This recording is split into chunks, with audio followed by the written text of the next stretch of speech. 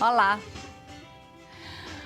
Os valores estéticos mudam ao longo dos tempos, mas o culto ao corpo sempre existiu, com destaque sobre a importância da aparência.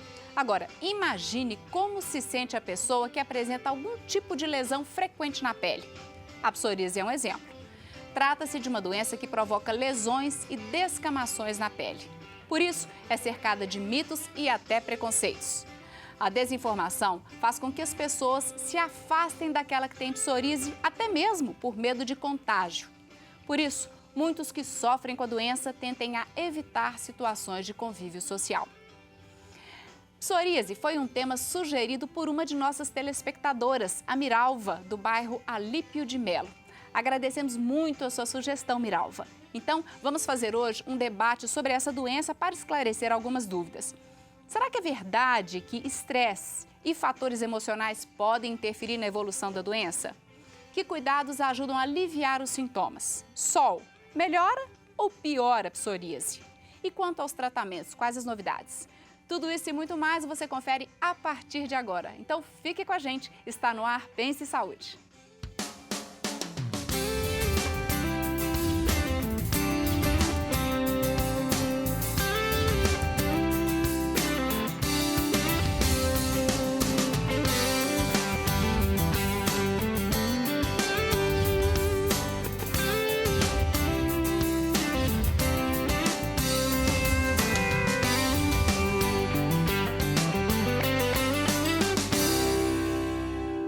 Para falar sobre psoríase, estão conosco hoje os dermatologistas, doutora Simone Helena da Silva, o doutor Aripuanã Cobério Terena e também a doutora Viviane Maria Viana Gerken. Lembrando que são todos médicos cooperados da Unimed BH. E convidamos você a curtir a nossa página da TV Horizonte no Facebook e ficar por dentro sempre dos temas do nosso programa. Eu agradeço muito a presença de vocês, a disponibilidade em vir até aqui para falar de uma doença que foi sugestão de uma telespectadora e várias vezes ela ligou, inclusive, gente, vamos falar de psoríase, porque eu acredito que as pessoas que têm psoríase às vezes sofrem até mesmo por preconceito. Mas vamos entender primeiro, doutora Simone, o que é psoríase? Psoríase é uma doença inflamatória. A inflamação, né? Imunologicamente determinada, ou seja, nossas células de defesa, os nossos linfócitos participam do processo, mas geneticamente determinada, ou seja, você tem que ter determinados genes para desenvolver a doença. Tá certo. Mas então, a partir do momento que você tem, geralmente, a gente tem fatores genéticos e ambientais para uma doença. Os genéticos, você tem já essa predisposição genética a ter, mas é preciso algum gatilho externo, fator ambiental para desenvolver essa doença, doutora Aripuanã?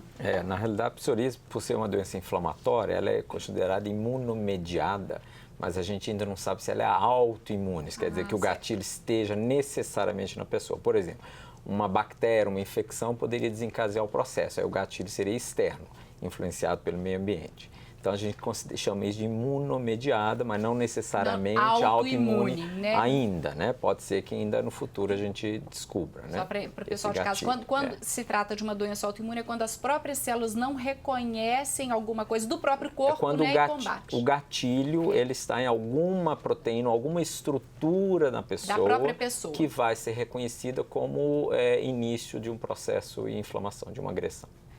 Então, pensando nisso, que é genético ou talvez externo, a gente pode citar aqui algumas causas, doutora Viviane, para o surgimento das lesões na pele? Sim. Por exemplo, até fatores infecciosos podem levar ao surgimento das lesões. Existe a psoríase gotada, em gotas, que ela é desencadeada por uma infecção estreptocócica. Ela ocorre em adultos jovens e após um surto de infecção de orofaringe, uma lesão de garganta, por exemplo, pode surgir uma infecção e depois disso a psoríase gotada. Traumas, por exemplo, pode dar lesão física, trauma físico pode levar ao aparecimento de lesões de psoríase, até com o nome de fenômeno de Koebner, que é o aparecimento de lesões de psoríase em áreas de trauma.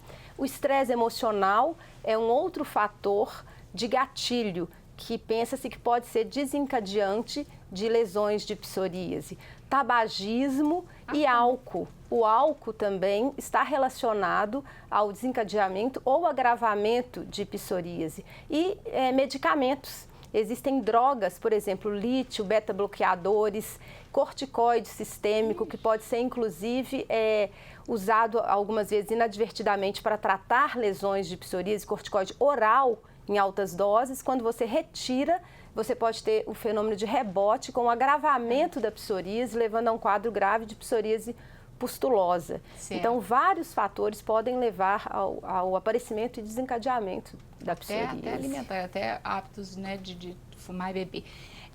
Doutora Viviane, aqui, enquanto estava falando, falou, psoríase esgotada, e falou um outro nome. Ou seja, a gente pode pensar em tipos de psoríase, doutora? A gente tem variantes, né, de psoríase. A gente tem, por exemplo, paciente que tem muita psoríase no couro cabeludo. Gente, acho que até tem uma imagem aqui que eu gostaria de mostrar para o pessoal de casa poder entender essas lesões. Já que você falou de couro cabeludo, parece que a gente tem uma do couro cabeludo.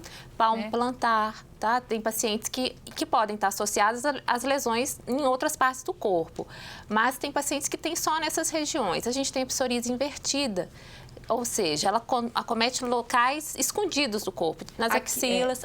Aqui a gente está vendo, então, uma na cabeça, no couro cabeludo. Depois eu vou pedir, então, para colocar do pé, né? Isso, plantar, da mão e do pé, que são os locais mais frequentes, cabeça, pé e mão, palma do pé. Os locais mais frequentes são cotovelos e joelhos, que é a psoríase vulgar, que a gente chama. E essas são outras localizações que podem ocorrer junto com lesões do cotovelo e joelho. Temos a psoríase pustulosa e uma psoríase muito grave, que a gente chama eritrodérmica, né? Que é quando ela comete o corpo todo. Então, é um caso muito grave. Muitas vezes, você precisa internar esse paciente para dar suporte, né? Sintomático para ele, para iniciar o tratamento. Isso aí, essa é a plantar. Essa aí é uma variante pustulosa. Tá vendo que tem umas pustulazinhas? Tem umas bolinhas, né? Umas pustulazinhas. E tem uma hiperceratótica também, ou seja, quando a pele, ela se espessa muito e até dá fissuras no pé. Tá. E agora e tem uma da mão que parece que a mão fica toda descamando também, não é isso? Isso confunde muito, muitas vezes com donas de casa, acho que é a dermatite de contato irritativa, né? Olha aqui, essa é da mão que a gente pegou, essa imagem da mão. Parece que a doutora vive... Então, peraí, só para entender, você falou aqui pustulosa... Isso, eritrodérmica, palmo plantar, do couro cabeludo, a invertida... E a vulgar, né? Que é a mais comum. Doutora Viviane...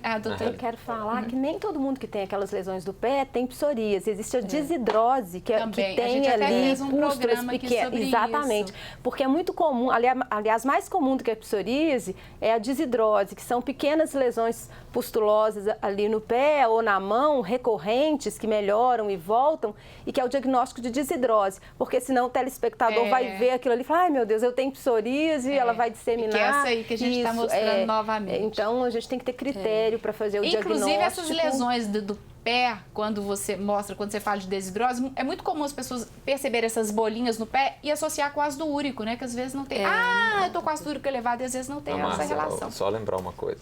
80% das pessoas vão ter uma forma vulgar. Então, a gente está mostrando aí da palma da mão. É aquela placa do couro cabeludo em várias áreas diferentes do corpo. Como no couro cabeludo, pode aparecer no cotovelo, no joelho, no cotovelo e na região sacral, que são outros locais. E quando elas dão nas áreas de dobras, como a doutora Simone falou aqui, não forma aquela crosta, então ela fica mais avermelhada sem essa crosta muito clássica.